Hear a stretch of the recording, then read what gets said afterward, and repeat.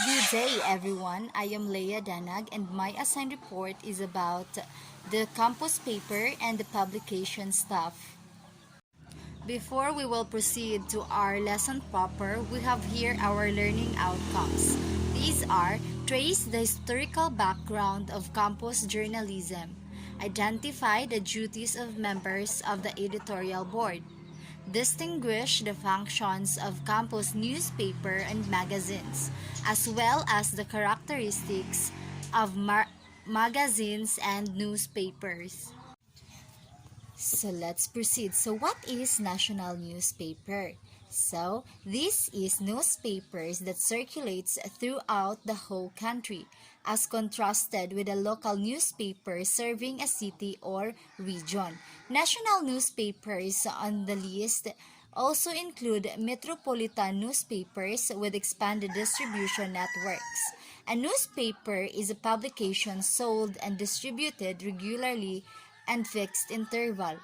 It may be monthly, bi-monthly, weekly, daily, and this is because newspapers fall under the category of periodicals. So we call it periodicals in terms of specialized in newspapers, as this is to be published daily, monthly, and bi-monthly.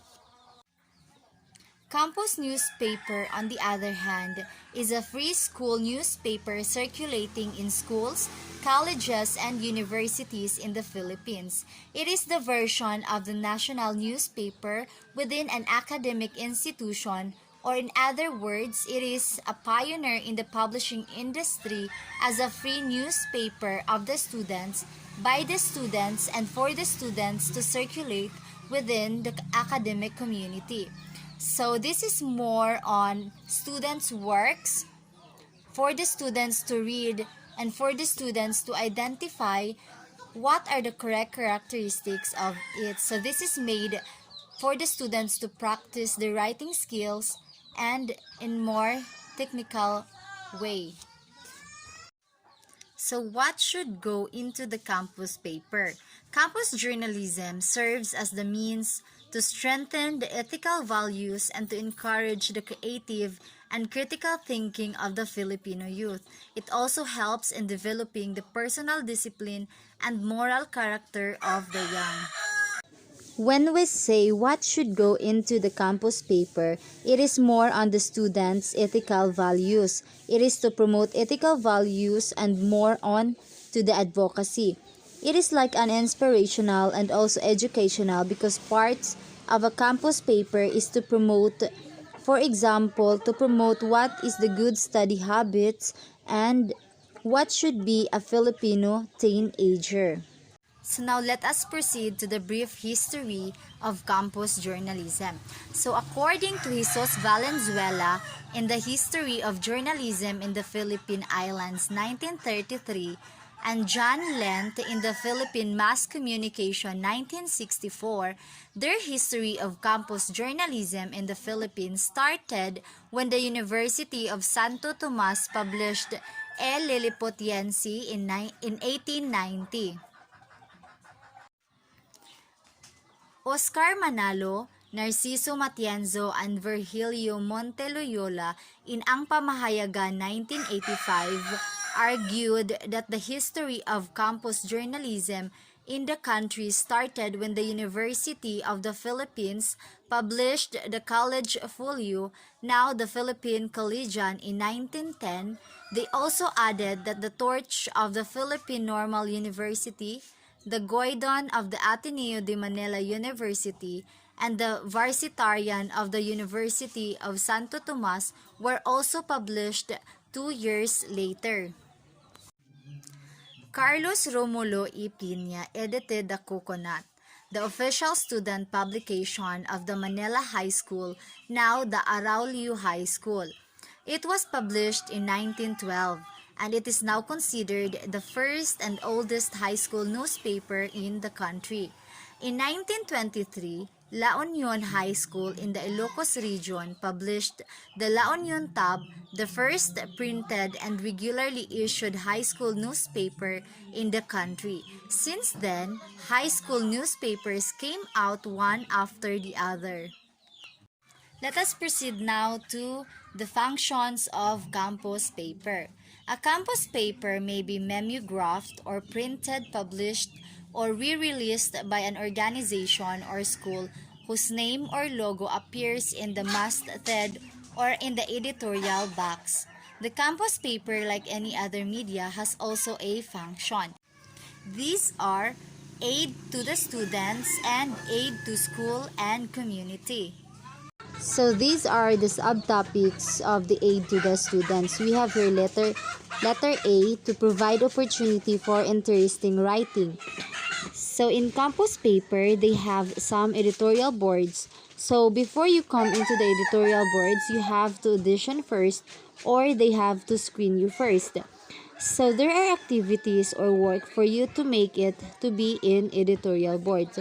Like for example, writing examination. Letter B, we have here, it gives the students the opportunity to learn how to read the newspapers. So campus paper gives us the opportunity to learn how to read the newspaper properly. Letter C, it acts as a stimulus to better work. Acts as stimulus to better work. When we say stimulus, it is the main idea on how to work better. So what are these acts as a stimulus to better work? So when we say campus paper, it has C. At some point, there are some paper to promote well-being of the students. So it has its tips on how to study well. So at some point, it acts as a stimulus to better work. Letter D, it develops students' power of observation and discrimination concerning relative merits of news articles. So this makes us become a watchdog. A watchdog means being observant to our community or campus. We know how to criticize if it is a legit news or fake. Letter E, it serves as outlet and motivation for journalistic writing. So this means that we can be creative in our own ways, and we can have or we can contribute to the campus paper. Letter F, offers training and organizations business methods, commercial arts, salesmanship, bookkeeping, and business management. A campus paper could also make us a better worker in a business or organizations and other institutions, because it may like holistic. Holistic means we can work out our whole being in writing, critical thinking, and in creative writing. Lastly, letter G, it develops qualities of cooperation, tact, accuracy, tolerance, responsibility, and leadership.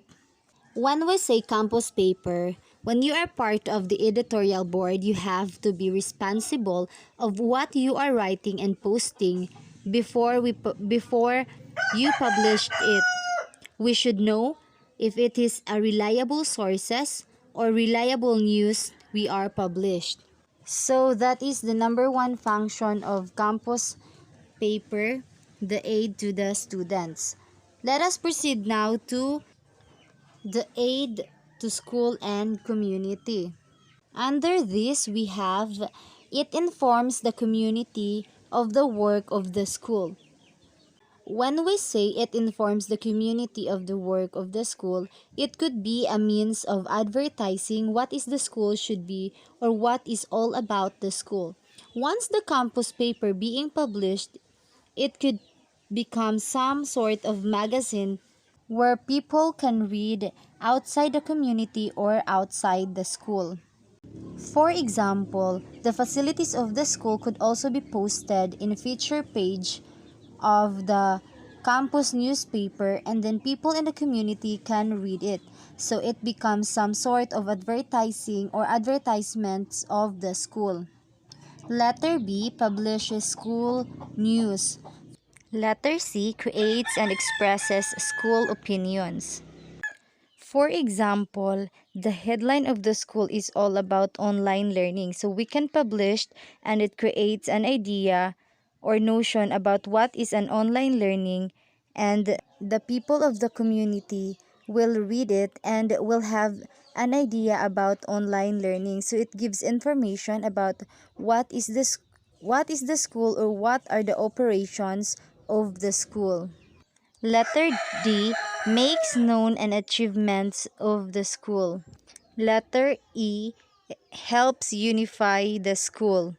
So for this, we could have an article about inspirational messages of our president, and then it will be recorded or journalized and become an article to what is the school, or what is something about the school inspirationally.